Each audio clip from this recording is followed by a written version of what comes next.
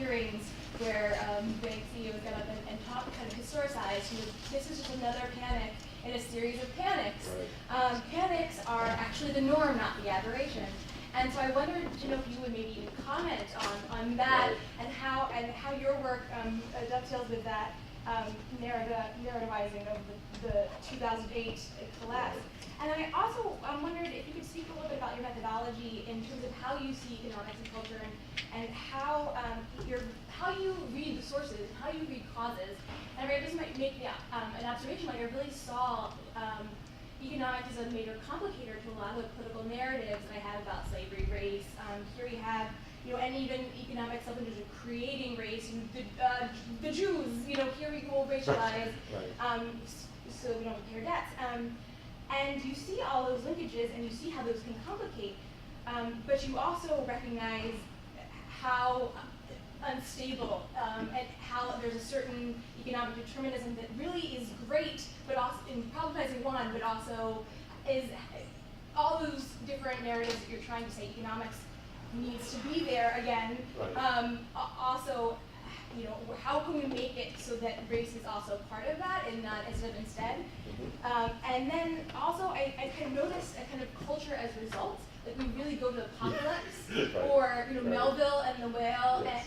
as a kind of the aftermath. So I wondered a little bit if you could comment on that kind of the relationship between economics and culture. So while I've left a whole lot of Marxism behind, I'm still an economic determinist, and that's it is very much a base superstructure kind of story that I'm telling here, and is definitely open to that critique.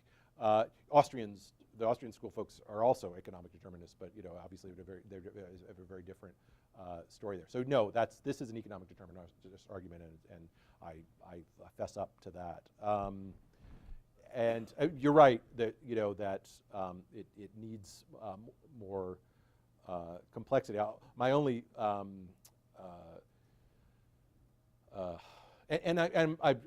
my tendency is to try to think dialectically, which is maybe I'm Hegelian and not a Marxist, but that these responses to these political crises set themselves up for new crises, and that there is a kind of motion forward that's necessarily part of the sort of that kind of an argument. Panic. So methodology. So I was a math person. So panic in so I was interested in panic, and I was looking at this, and the way that most people now talk about panic is a drop in the Dow. Well, there was no Dow in before 1892. So and even then it was just the 10 trusts. So up until the 1920s. So I looked at what their definition of panic was. Their definition of panic was 10 to 15% interest rate. So that's what I started with. Is I went back, because there are a lot of other panics, quote unquote, that people talk about: 1824-25, 1842, 1849, 1886, and 1907. And so what I did was I kind of made a cutoff point in interest rate rises. That was one of the things. So I had a few variables. One of them was interest rate rises. The other one was failure of more than a dozen banks. And another one was some sort of drastic drop in commodity prices. So I tried to, as much as I could, I'm not a I'm a quantitative person, and that's how I think. I am a math person.